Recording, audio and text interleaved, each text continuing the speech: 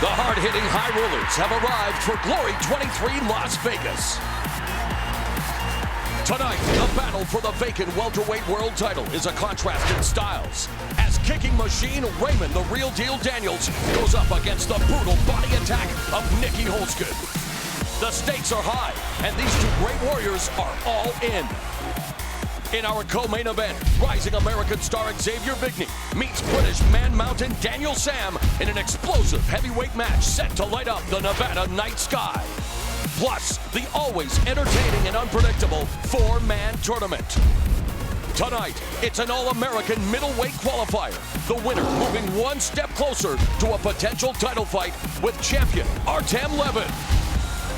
The fight capital of the world is playing host to the most exciting fight sport on TV. This is Glory 23 Las Vegas.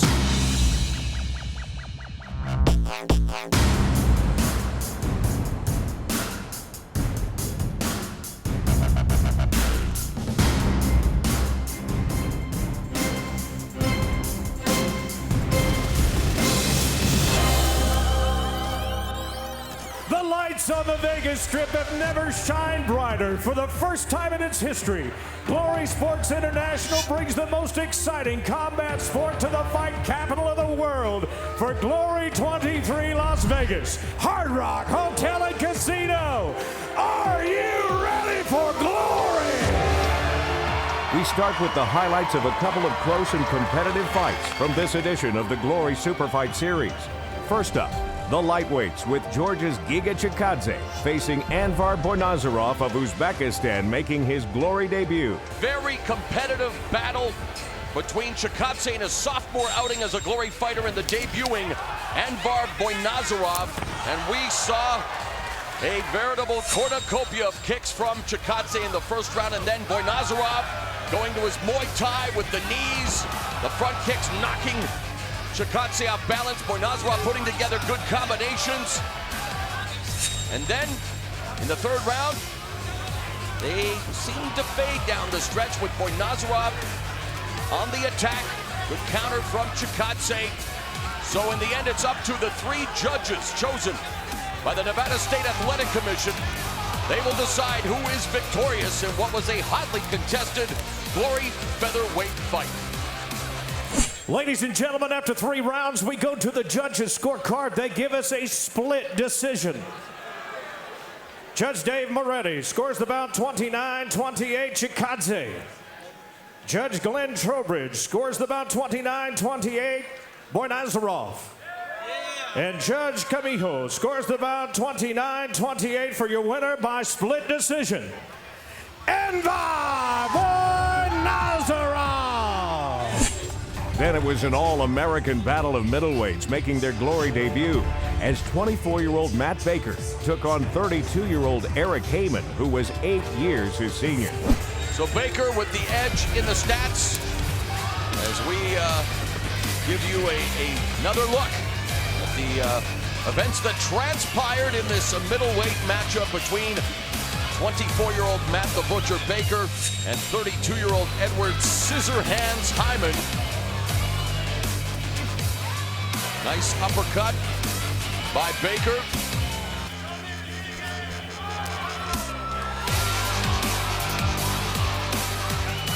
And while the fight professor says that maybe Hyman has edged it out and he predicts a split decision.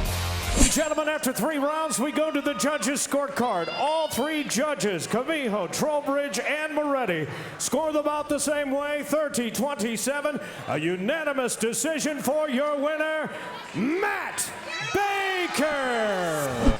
We're just getting started in this edition of Glory 23 Rewind. Still to come, fights in both the middleweight and heavyweight division. And later on, the welterweight championship of the world is up for grabs as Nicky the Natural Holzken takes on Raymond the Real Deal Daniels.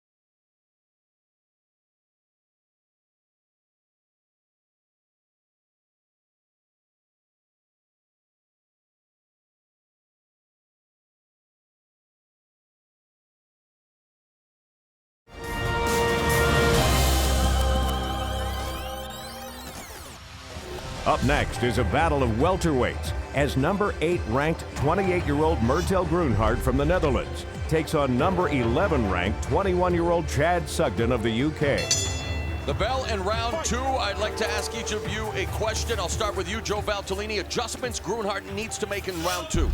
Well, I'd like to see him get a little bit more aggressive, start mixing in his combinations, maybe mix kicks a little bit more from the outside, and I think he's waiting to set up that big knee, so expect that to come very soon. And for Chad Sugden, any adjustments you'd like to see, Stephen?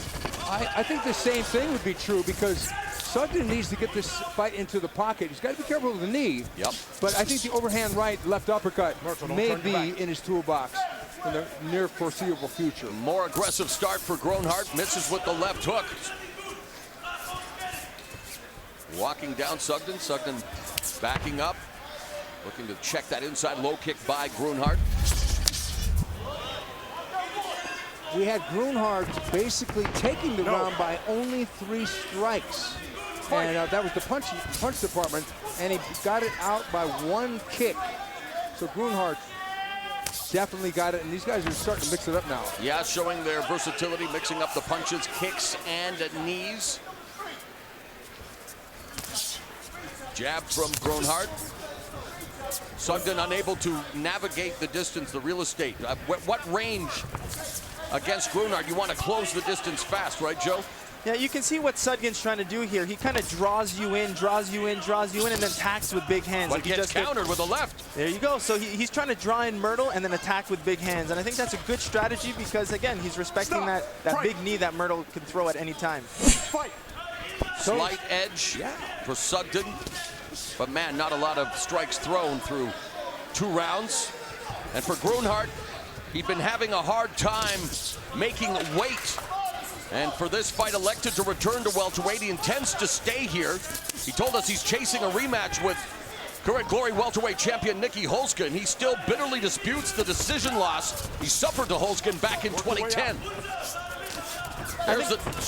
I just think this is an important fight for both guys. Sugden really wants to make a name for himself in the welterweight division.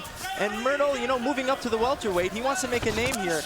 He's fought most of the big guys in the welterweight division, so it'd be interesting to see who wins this fight and where it goes, where they can both go next. Yeah, Groenhart splitting his 4 appearances, just walked into the jab from Sugden. Blood now trickling down the side of Sugden's face, a cut over his left eye. Must have been from a clash of heads, although I can't confirm that. Again, you see Sugden really using that draw style and then throwing those big hands. But again, he's keeping his back against the rope. He's got to get off the ropes and kind of stay in the middle of the ring a little bit more. Under a minute remaining. Groenhart began his Glory career with a win over Mark de Bont, then suffered back-to-back losses to Robin van Roosmalen and David Giria, before bouncing back at Glory 14 in March of 2014 with a TKO over Teo Mikulik, his last appearance here in Glory. Since then, he's gone 1-1 outside of the organization.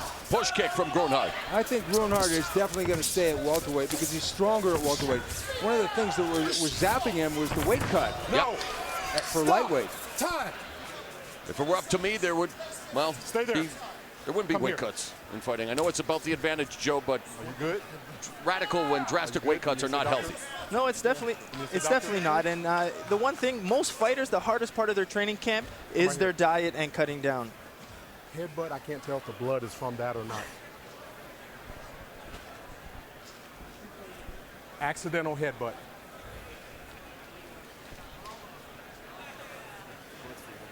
Okay. All right, are you okay to continue? Okay. Good to continue? Interesting that they're checking the cut on top of Groenhart's head. Meanwhile, there's blood trickling down the face of Sugden. Fight. Not a lot of time left to capitalize on anything. Straight right hand by Groenhart. Sugden trying to amp up the energy, spinning hook kick. Fight. Getting fancy. 10 seconds. That's the first time we've seen the knee from Myrtle. I'm surprised he hasn't thrown it more often. He's landed a few, but not as often as we are accustomed to seeing. Ladies and gentlemen, once again, after 3 rounds, we go to the judges' scorecard, and they send us a split decision. Judge John Baker scores about 29-28 Groenhart. Judge Patricia Morse-Jarman scores about 29-28 Sugden. And Judge Robert Hoyle scores the bout 29-28 for your winner by split decision, Chad Sugden.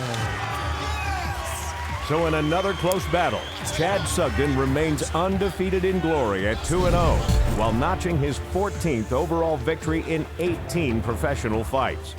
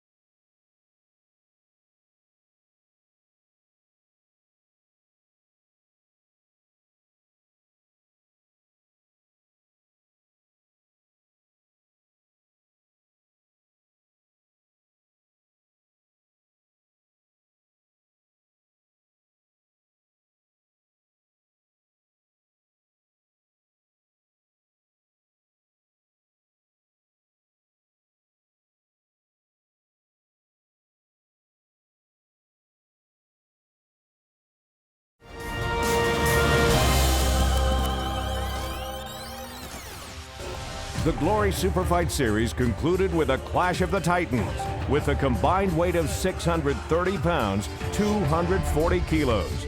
Brazil's Anderson Braddock Silva took on Morocco's Jamal the Goliath Ben Sadiq. And while we crack wise, Stephen, you have to wonder about his conditioning coming in very heavy. Yeah. But he also carries a heavy hand. Yeah, he really does. We'll see what happens if they go into the second and third round. It could be a big problem. But sometimes it's not about the shape of the fighter. Sometimes it's about whether he can land. And Ben Sadiq can land. 22 of his 26 victories have come via form of knockout. 24 of Silva's 38 wins have come inside the distance. And when the heavyweights are in the squared circle, all it takes is one shot.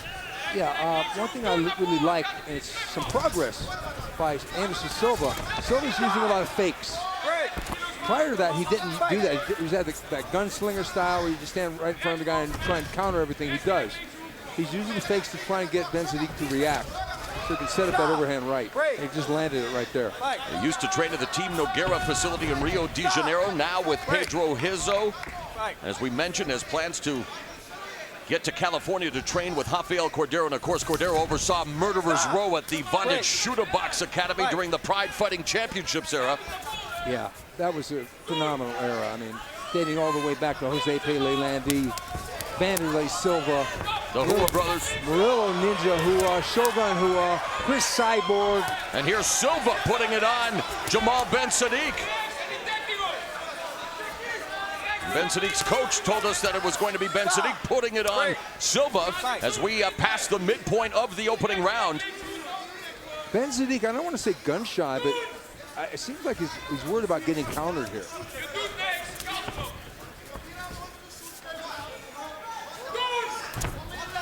But Ben Sadiq, for a big guy, he's got pretty fast reflexes. Ben Sadiq's coach saying that the fighter was going to break Silva with pressure from the opening bell. That hasn't been the case. With less than a minute remaining, Silva has gotten the better of the exchanges. And I'm actually impressed with Silva's boxing because he doesn't have that stiff upper body arm shield thing that he used to have. He's using head movement. Yeah, he's exhibiting good composure. Right, exactly. 1 minute gone here in the second round. One thing that Ben Sadiq did maybe a minute ago already was go to the body with a left-right. And then he stopped doing it. Now he's getting walked down. It's almost like he's not here mentally. He hasn't really pulled the trigger yet. Well, there we go. Blocked by Silva, but still, when it's being thrown by a 6'9" behemoth, you're going to feel the impact of that kick. Yeah. Past the midpoint of the second round. Left hook to the body by Silva.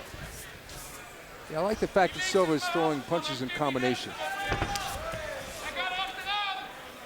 And he is so focused on this fight. I think, Morrow, you know, we talked about how Silva was peeved about the title situation. I think Bowie getting the shot and he's a guy who's supposed to fight and all this kind of stuff. I think that anger is really fueling his fight here. Well, and it's doing it in a... He's exhibiting an improved fight IQ. He's not letting the emotions get to him. He's fighting a very composed, tactical fight. Yeah. A mature Anderson Silva. Yeah, he's really improved here. Oh, he just stayed a stiff jab from Ben Sadiq. But Has him cornered, though. But Ben Sadiq's letting him get too close now. He's not making him pay the price and bridging that gap. Inside low kick scored for Silva. Stop. Yeah, Ben Sadiq unable or unwilling to pull the trigger. Under 30 seconds left in the second round. I think maybe he knows that if he pulls the trigger often enough, he's going to get tired. It's going to get ugly.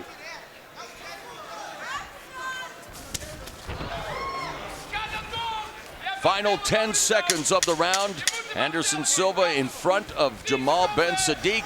Inside low kick. Third and final round, straight ahead. Final round underway. According to the Fight Professor's unofficial scorecard, Jamal Ben Sadiq, Goliath, is going to have to land a monster strike in order to win this fight. Yeah, he needs at least a knockdown to get this thing evened up. And pace picking up to begin round 3, so heeding the advice of Nicky Hemmers, a more aggressive start for Ben Sadiq. Yeah, that right roundhouse kick, even though you block it, that's going to hurt. Nice short left hook on the inside. Silva coming in, putting the pressure on Ben Sadiq. Right hand clips Ben Sadiq's jaw. Don't hold, fight. Silva is showing so much ring generalship, not just going in there blazing and throwing a bunch of punches that missed. Almost every strike that he threw, once he got Ben Sadiq to back up like that, landed. It's been a while since Silva scored a knockout victory. Came against Igor Yurkovich at Glory 4 in Tokyo back on New Year's Eve 2012. He's smart not to go crazy here. Silva still 10, punches ahead. 80 punches thrown, 31%. Oh, beautiful right hand. Nice strike by Silva coming in again in the corner. Ben Sadiq, one shot, drops Silva. There it is, the one bullet in his chamber lands. This is the problem. When you face a guy that's that big and he decides to finally come out of his cocoon and throw that right hand and it lands, then you got a big problem. A sniper shot.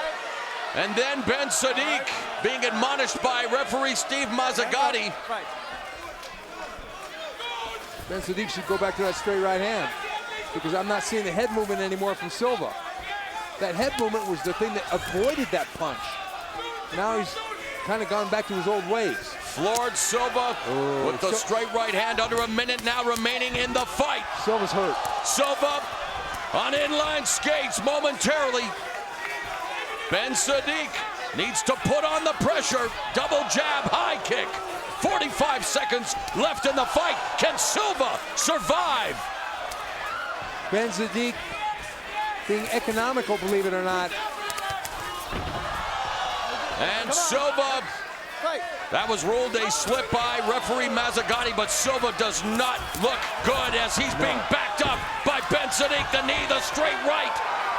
Against the ropes. If he doesn't get another knockdown and this goes to Silva, a lot of people... Oh, and he's down for the second time in the round. The second time in the fight.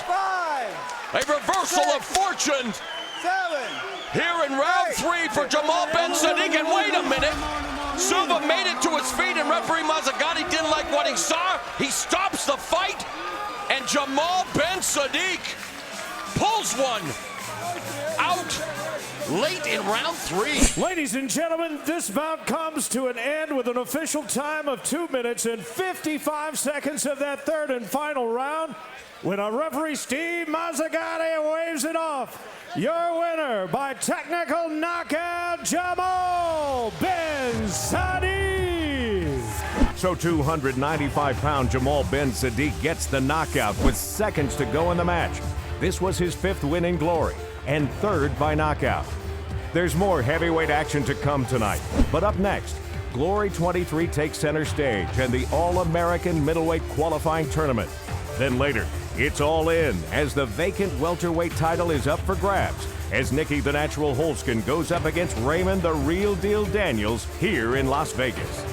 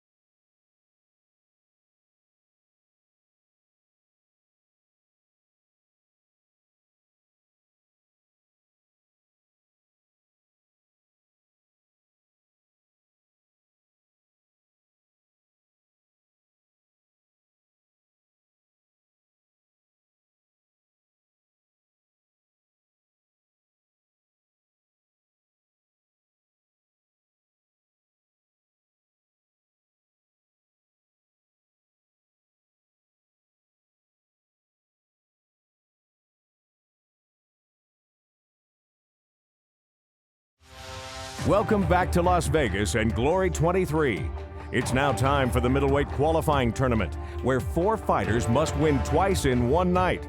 The first semifinal in this All-American affair features 27-year-old Dustin Jacoby looking to avenge a loss to Morad Bouzidi at Glory 20 Dubai. His opponent is 31-year-old Ariel Sepulveda, who was making his Glory debut.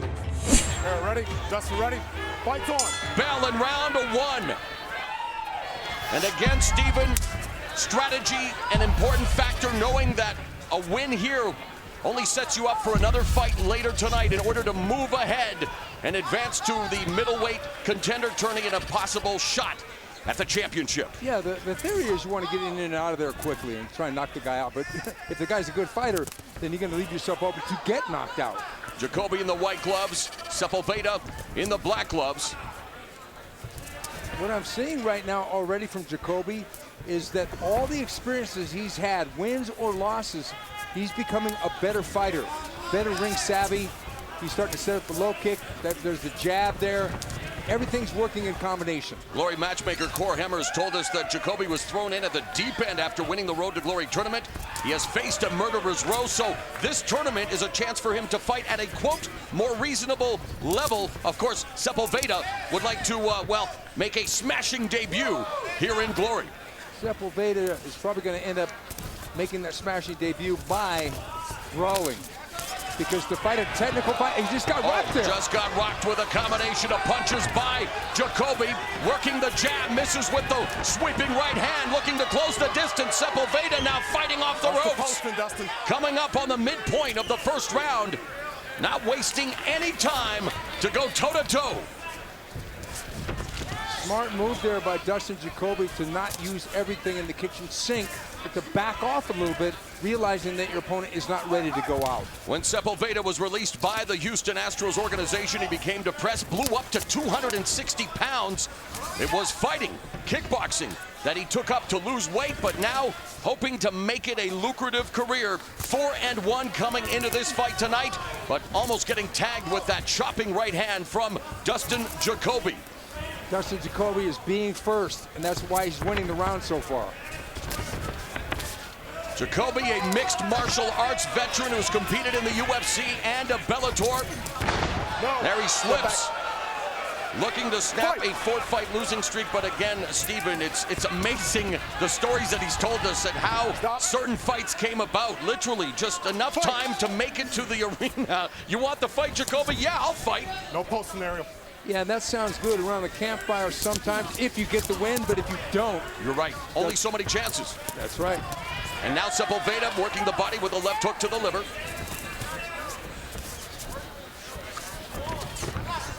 Sepulveda is dangerous with that left hook, and Jacoby knows it. And there's that jab and a knee. Sepulveda rattled late in round 1, and they are swinging for the fences.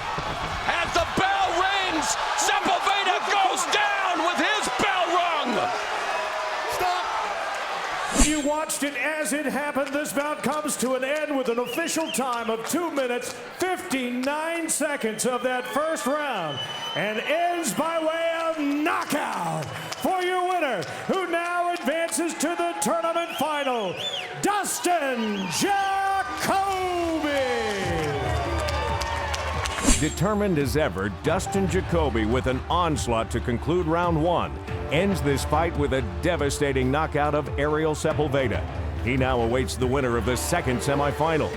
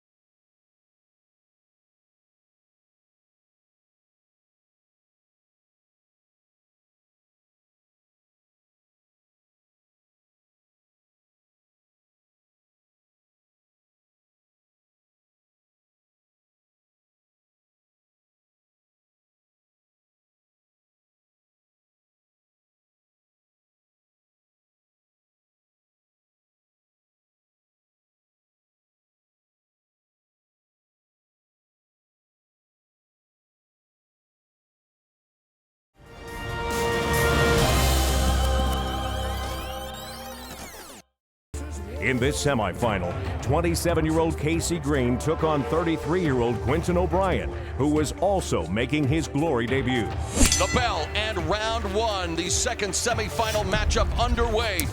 Inside low kick by Green. I like that sweeping right hand of Green. That's a nasty weapon. Green fighting out of the southpaw stance, tags O'Brien in the nose with a straight left hand. O'Brien's father, a pitcher on the 1978 and 79 St. Louis Cardinals, has a good exchange there in close. 30 seconds gone in the round. One of his teammates was Baseball Hall of Famer, 1967 World Series MVP, Lou the Franchise Brock. Casey Green switching stances quite a bit and being effective from both.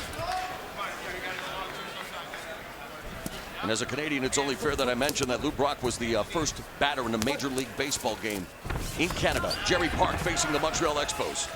And I hope the beloved Montreal Expos return one day. But back to the action at hand here. 1 minute gone in the first round. And Green fighting out of the southpaw stance, walking down O'Brien. Push kick from O'Brien. Good right hand there by Green on the inside. Green nice. With combinations too. Yeah, good combination by Green.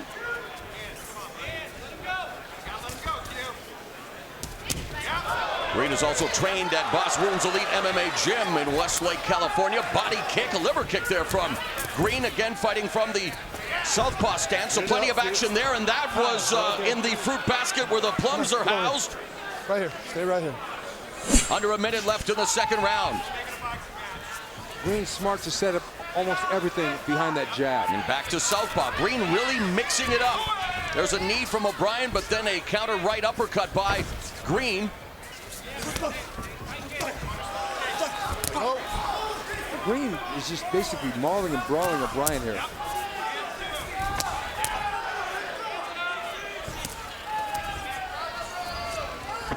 Flying knee by Green, pinning O'Brien in the corner. Right hand catches O'Brien. Get him up, Casey, get him up. O'Brien works full-time at Boeing as a buyer for tactical aircraft parts. He's still taxing the runway here in this fight, coming back with that punch-kick combination. The third and final round when we come back to Sin City. The bell and the third and final round begins. Nice to see the preeminent cut man in combat sports, Stitch Duran, working Glory 23 Las Vegas as O'Brien comes out with a body kick and a push kick. Now trying to blind Green with the jab. So, as expected, O'Brien with a much more aggressive start. He knows he's behind the proverbial 8-ball, Stephen. Yes, he really is. I got him down 2 rounds, and he needs something big. Couple knockdowns in this fight, maybe. It is a tournament fight, so we have a knockdown rule. That's right. Left uppercut by Green. O'Brien again along the ropes, comes off, misses with that right cross. Clinch, the collar tie by Green. One thing I see about O'Brien is that he's got this traditional Muay Thai stance. That was a nice right hand by O'Brien. And Green is all angles, all switching stances, completely unorthodox, and it's giving O'Brien problems because he probably expects the guy to fight the normal way, quote unquote. But there is no normal in the ring. Watch the head. There is no normal period, Mr. Quadros. Well, I'm sitting next to you. You're normal. Under a minute left in the fight. Supposed to say touche. Well, I think the silence spoke volumes. I agree.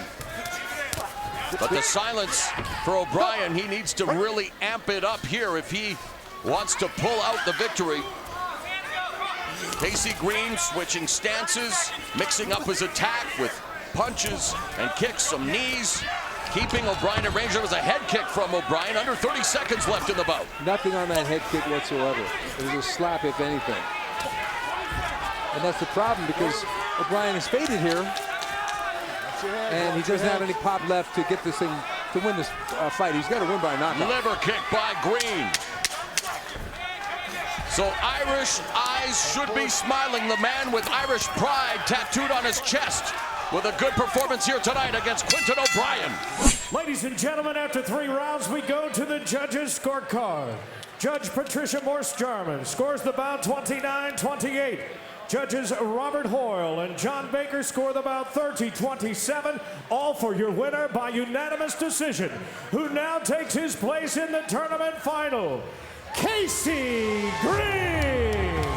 Unlike Dustin Jacoby, Casey Green needed to go the distance and extend himself the full 3 rounds. With little rest ahead of him before the finals, Jacoby appears to have the advantage, but in Glory, nothing is certain.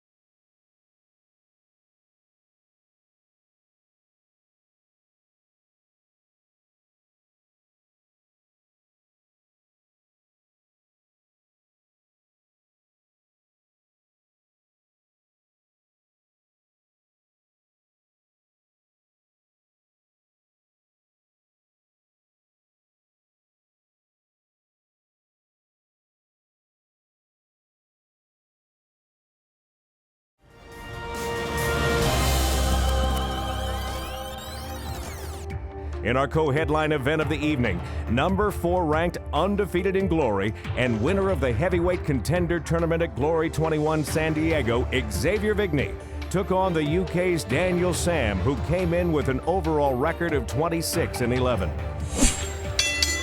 Something tells me the judges' services may not be required in this contest. Vigny at 4-0 in Glory, all 4 wins via stoppage. And here's a scary thought, Stephen. He says he's yet to display his full skill set. He wants to pick Sam apart with his range and kicks, utilize a higher guard, straighter punches, counter left hook with a straight right. We're seeing Vigny walk Sam down. Sam already up against the ropes. Not a good place to be. Give him up. Sam usually spends some of his training camps at Mike's gym in Amsterdam, but he trained for this bout entirely in his native London. Just 1-3 in Glory, but a big edge in experience overall with a 26-11 record. Half of those wins coming inside the distance. Vigny putting everything behind the jab. Vigny started kickboxing at the age of 18, watched a lot of Badr Hari fights, feels he relates to him when it comes to his style of fighting. Also a big fan of Peter Arts and the legendary Masato of Japan. There's an overhand right from Sam. That was a good shot by Sam. Makes Vigny realize that he's standing in front of a guy that can probably knock him out with one punch. But Sam is not looking good here covering up like this. He's not slipping, he's not countering, he's just shielding. And if he gives Vigny the opportunity, X gonna give it to you. 1.5 minutes left in the opening round. Now Vigny just teeing off as Sam just shells up. It's all that jab with that right hand behind it, a few low kicks in between. Vigny representing Team Black of the Bay Area, as Coach Dan Black has worked with the likes of Gilbert Melendez, Nate and Nick Diaz, accomplished mixed martial artists. But here in the first round with 1 minute left, it's all Xavier Vigny as Sam misses with that sweeping left hook. Aggressive start to round 2. Vigny in the white gloves, Sam in the black gloves. One thing, and it's just a thought, when Vigny faced Chai Lewis Perry after all the smack talk, he fought with a lot more reckless abandon. He can't do that here against Daniel Sam, because if he walks in one of those punches, like he got tagged with in the first round, it could be a big problem. He could get knocked out. Oh my God, 15-1 in the punch department. Vigny absolutely blowing him away here. Kicks though, Daniel Sam got the edge there, but still, you got to give it to Vigny.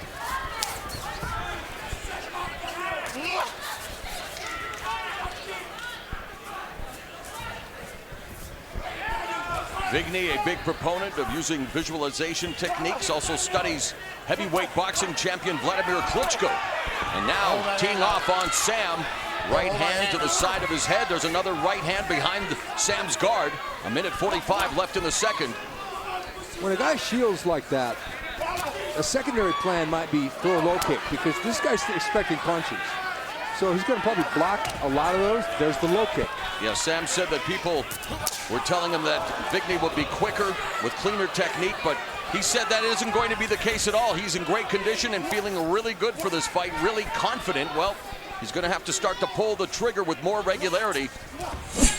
Vigny's won 2 tournaments in Glory. He won the Glory 21 heavyweight qualification tournament. Also won the Road to Glory heavyweight tournament back in June of 2013. Of course, the current Glory heavyweight champion is Rico Verhoeven, who seems to be getting better with each and every outing.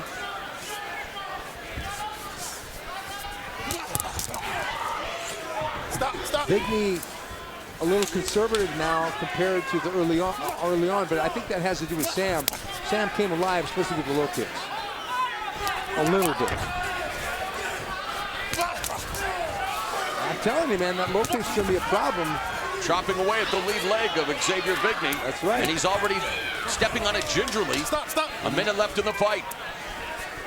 I think it's too little too late, but still, he could theoretically stop him. Now, Vigny's already starting to angle that knee outward, because you can't take too many more of those low kicks. Otherwise, he's going to go down. What has been conspicuous by its absence has been the flying knee of Daniel Sam, but he's been doing a much better job chopping down Bigney with those low kicks. Yeah, the low kick is definitely hurting Bigney right now. Chopping right hand by Sam. 30 seconds left. Can Sam do it? He needs minimum. He needs more than a knockout. He needs a knockout to win this fight. He's scored 13 in his career. He wants to continue his glory career. Coming in with a record of 1-3 in this organization, coming off a split decision win in his last fight against Brian Dowes in Switzerland, but time, his biggest enemy here. So the heavyweights go the distance. All right, ladies and gentlemen, after 3 rounds, we go to the judges' scorecard. They score this bout. Junichiro Kamiho scores the bout 29-28 Sam. Judge Dave Moretti scores the bout 29-28 Bigney. And Judge Glenn Trowbridge scores the bout 30-27. Your winner by split decision, Xavier Bigney. In a fight too close for comfort, Xavier Bigney narrowly escapes Daniel Sam, and in doing so remains undefeated in glory. However, this was the first time he had to go the distance. Up next, the finals of the middleweight qualifying tournament between well-rested and semifinal 1 winner Dustin Jacoby against Casey Green, who had to extend himself 3 rounds in his semifinal victory. Then it's the much-anticipated welterweight championship title bout between the natural and the real deal when Glory 23 Las Vegas continues.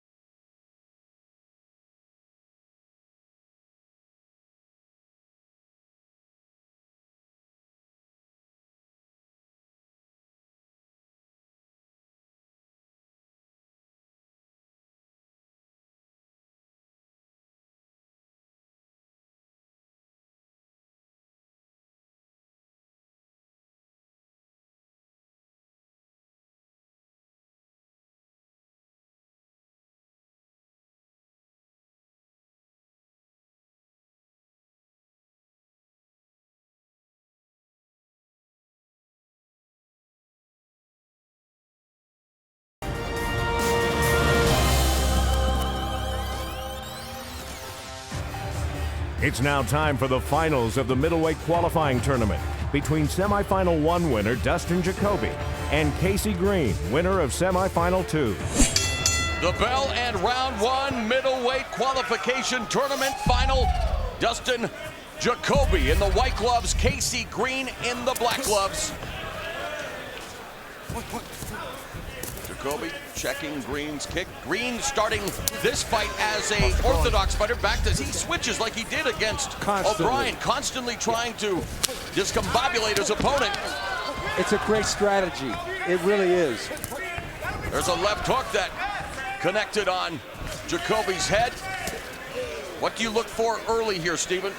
I look for Dustin Jacoby to establish his jab and then try and figure out if he can throw that right hand and catch the moving target in the switching stance, Casey Green.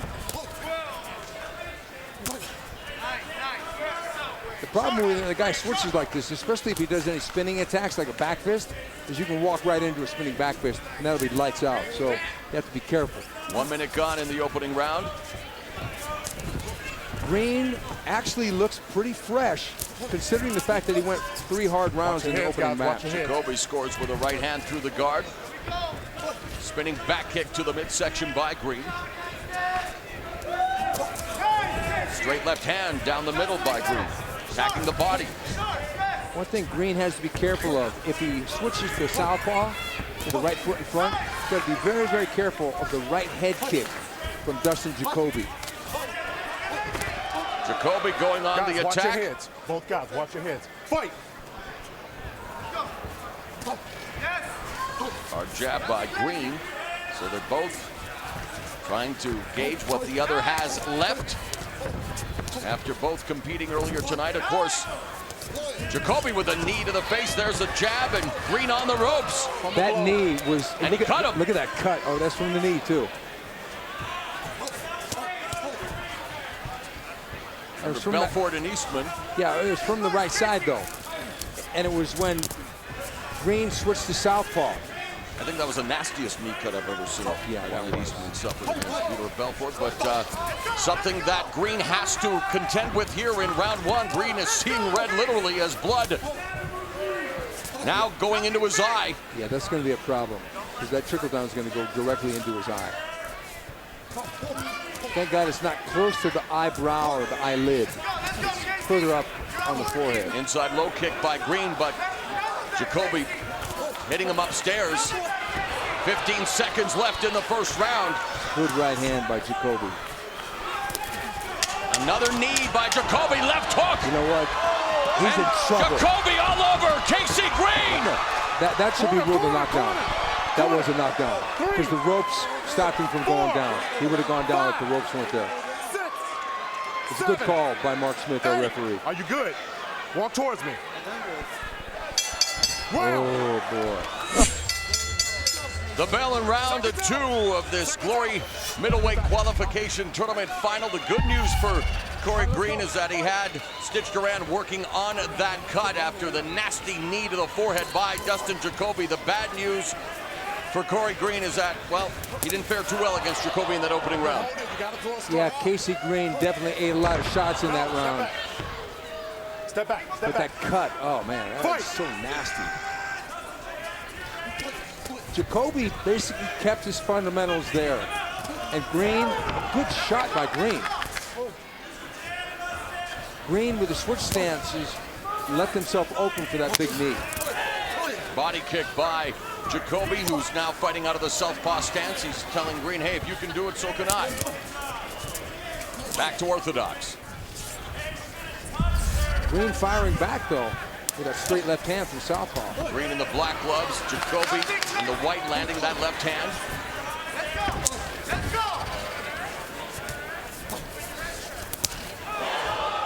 Again, this All-American tournament, Stephen, a lot of guys with little experience, but Jacoby now rocking Casey Green, trying to stay on his feet. Jacoby's got to settle down a little bit. He's missing a lot of these shots. Fight back! And Jacoby battering away. And the fight has been waved off by referee Mark Smith. Dustin the Honyak Jacoby wins the Glory middleweight qualification tournament. Ladies and gentlemen, this one ends with an official time of 1 minute, 19 seconds of that second round when a referee, Mark Smith, steps in and waves this one off for your winner by technical knockout. And now, Glory qualifying tournament winner, Dustin Jacoby. So Dustin Jacoby, in what has to be the biggest night as a professional, sweeps the middleweight qualifying tournament by knockout.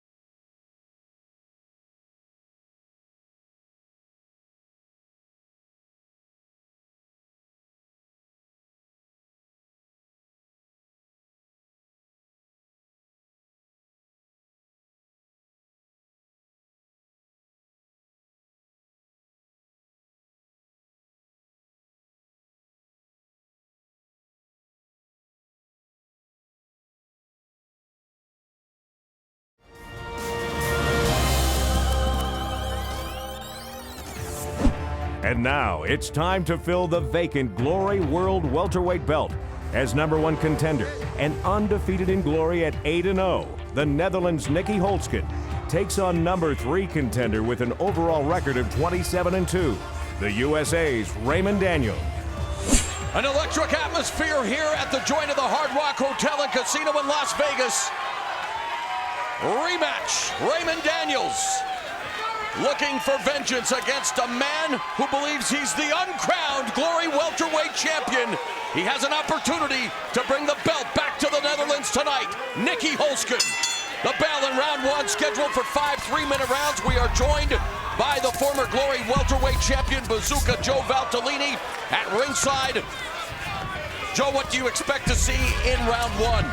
Well, you can already see Nicky Holzken pushing Raymond Daniels against the rope. That's where you want to keep Raymond Daniels to avoid those big spin kicks. Daniels known for his cavalcade of kicks. A karateka through and through. His black belt father introduced him to karate at a young age, and while I don't know karate, I know crazy. And just like the title of the James Brown song that contains that lyric, Daniels seeking payback tonight. Daniels using a lot of side-to-side movement to stay out of that corner. And for Holzken, Joe, one of the most savage body punchers in the sport, going upstairs with the left hook, delivering a nasty knee as well. You can see Nicky Holzken already throwing those big combinations, but Raymond Daniels is using a lot of energy right now. He looks really tense, so this is a 5-round fight. He's got to conserve some of that energy. Daniels actually landed a couple punches there, which surprised me. But I don't think he wants to box with Holzken. From the last fight, he seems to be better getting away from those corners now. Nicky's just keeps walking and stalking him into those corners, so he's got to keep moving. Daniels said that there was the loss to you in the tournament that led to him really focusing on checking low kicks and working on low kicks. And of course, for Nicky Holzken, you tasted defeat against Holzken. What did you learn from that fight, Joe? Well, after the Holzken fight, I really started to work my boxing, just as Raymond Daniels has. And I think I realized that boxing does play a big part in the Glory ring. Of course, Nicky Holzken idolized the late Ramon Dekkers.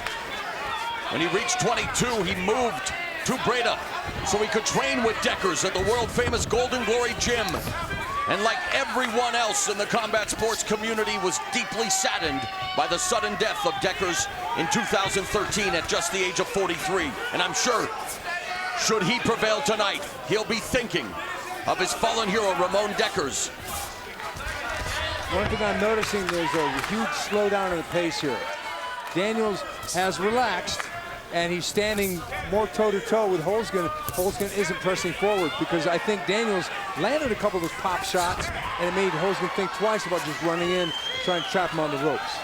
Daniel, go ahead. Daniel has to be careful when he's jumping in with those big punches. Nicky has a really good counter left hook that can catch Daniels anytime. Counter right hand by Daniels behind Holzken's guard. Low kick by Daniels. Yeah. Entertaining opening round. The bell in round 2. Holzken told us that Daniels said that a rematch would be different because he would be fresh instead of having to fight a tournament fight first. Well, Holzken said the same applies to him, and he said that it's going to be a hard night for Raymond Daniels here in Las Vegas. Daniels with all kinds of energy expenditure. And while it's flashy and yes, it's entertaining, it has to be draining in that gas tank. So far, Daniels does not seem perplexed about being against the ropes or being in the corner. Other than that first burst of energy in the first round where he's desperately running away from the corners. Now he doesn't really care, it seems. It looks like Nicky's giving him a little bit more space compared to the last fight, which is allowing Raymond Daniels to get a little bit more of his kicks off and move laterally a little better. Daniels all about high risk, high reward, and he does. He needs that space to launch his attack. A couple of inside low kicks by Nicky Holzken. And Daniels got the better of the punching exchange, ironically, in the first round. And Holzken with the Holzken did the kicks. So what's going on here? We got it all flipped around. We're in bizarro time now. Minute 45 left in round 2. A knee by Daniels. Right hand over the top. Holzken focused. fires off the straight right. Southpaw Daniels now along the ropes, avoiding that one punch from Holzken. A minute and a half left in the round. This is going to be an endurance contest, a battle of attrition. And plus, the guy who can take the most punishment and keep going. Nicky's really good at, changing the intensity of his punches. He could really save a lot of energy. He likes to tap the head and then go hard to the body. In their first meeting at Glory 19 in the finals of a welterweight contenders tournament, we saw Holzken cornering Daniels just like he's doing right now and nullifying his explosive offense with tight boxing fundamentals. Yeah, but Daniels is firing back here. Yes, he countering. is. And he's not pinned against the ropes. He's about a foot away from the ropes. One of the good things Raymond Daniels is doing, he's not really being a standing target. That's one of his biggest issues in his last fight. When he's in the corners, he's throwing and moving and getting out of there. Exactly. There's that left hook to the body. And Raymond Daniels took a deep breath afterwards. 30 seconds left in the second round. A knee and a right hand by Daniels. Wow. Flashes the 1-2 through the guard of Holzken. A straight right followed by a left by Daniels upstairs. And Holzken maybe baiting him. Joe, you've been in with both guys. Maybe Holzken wanting Daniels to unload all of his shots and waste that energy. Nicky's really intelligent, and I can see him really picking it up in the last 3 rounds. But Raymond Daniels is doing a great job right now, keeping momentum and continuing to throw. Terrific action through 2 rounds here in Las Vegas for the vacant Glory Welterweight Championship.